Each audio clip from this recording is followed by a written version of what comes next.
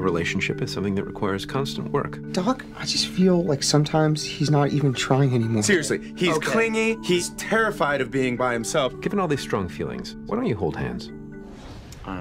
He's literally reaching out for you. You won't hold my hand. You gotta interlock it, though. If you don't interlock it, you might as well just be friends. And not partners. So I never thought I would say this about any movie, but one of my favorite parts of 22 Jump Street was actually the end credit scene. You were so glad it was over. No, it was just so like clever, so inventive, and it really worked well. So I was wondering whose idea that was and how that idea kind of came about. Well, the movie used to end with Jonah and Channing refusing to go on another Jump Street mission, basically saying like, we're done with this franchise. And we thought that was really funny, but the audience really wanted to see them live happily ever after and do 1,000,000 missions. So we granted that wish as much as we could. It came about really late in the process, and we, after we were like, we really should do something with these guys, and in a fun way, we brainstormed 1,000,000 ideas, and were able to do maybe a third of them, and got them back to shoot for a day, and worked with this company, Alma Mater, and put together this crazy thing. But we finished it like 3 weeks ago.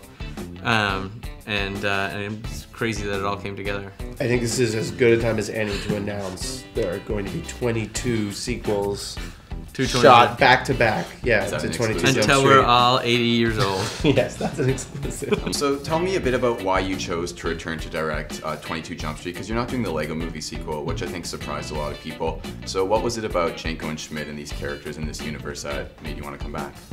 Well, first we were skeptical because, as you know, sequels are really hard to pull off, especially comedy sequels. But once we figured out that how hard it is to recreate the magic of the first time in the sequel is a lot like how hard it is to recreate the magic in a long-term relationship, that seemed like an interesting parallel and like something we could build a movie around. And then it got us interested enough to think, all right, let's do this. And those guys are just so fun, you want to spend time with them more.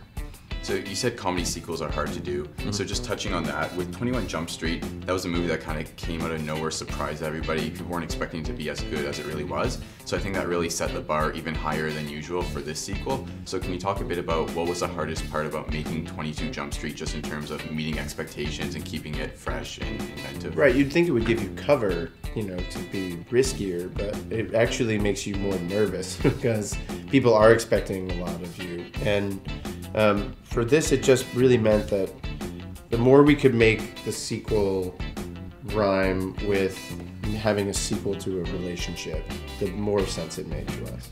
And we thought, okay, we'll start off the same because that's what people are expecting, and we'll make it more and more different as it goes on. And we try to put some crazy twists in there that people hopefully are surprised by, and have it finish more different so that it still feels fresh, but it still gave the people what they were coming for. And then we started thinking of it as a diptych, which is a fancy art term for two canvases side by side, and then it seemed kind of punk rock to do it. What are you doing? Huh? I got a new identity that's gonna be killer. I'm gonna be throwing it to you to make it legit. Okay. I'm gonna need you to improvise. I fucking improvise. I don't know what to do. I need absolute silence while I fall in the character. Hey, maybe. I need absolute silence while I fall in the character. Can you give me like a head start on I need the absolute silence. I need absolute silence. Can you please I need absolute silence.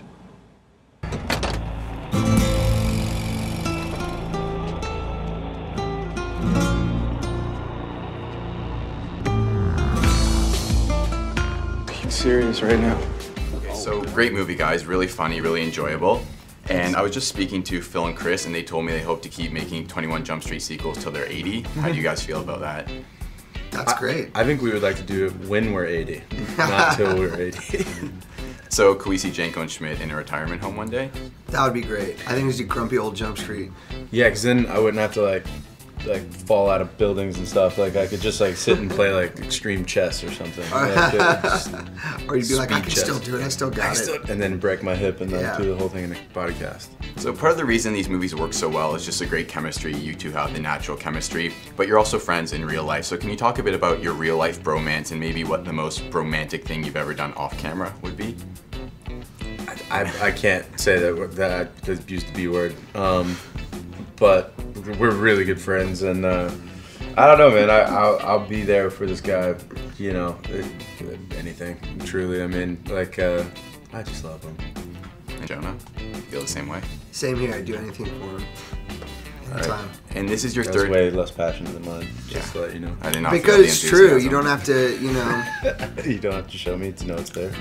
I show you all the time. No, I think probably.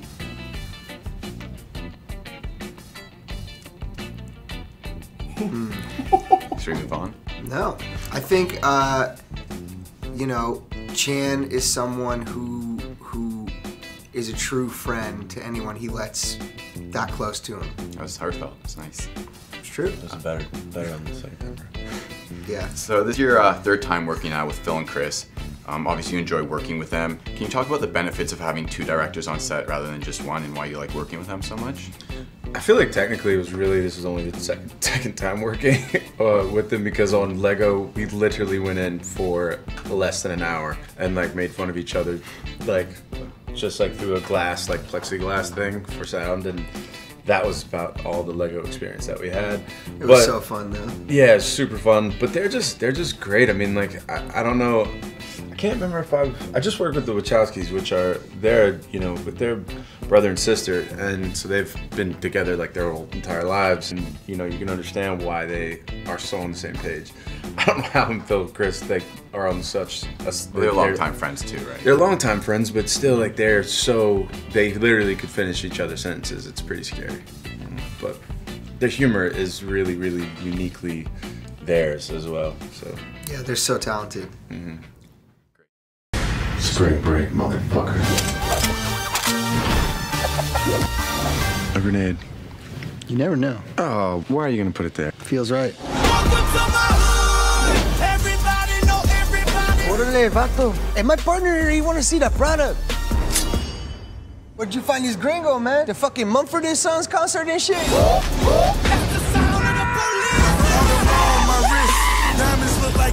Remember me? I'm your best nightmare. I'm your worst nightmare. Go, go! Got the Lambo in the back. Get me! No! What? No! What were you doing? What am I doing? Why did you try to kiss me? I didn't fucking try and kiss you! No, you're leaning in again! I didn't want to kiss! This is the most uncomfortable fist fight I've ever been in. Hey, listen, there's a grenade in my shorts! You got it? That's my dick! What about that? That's my dick!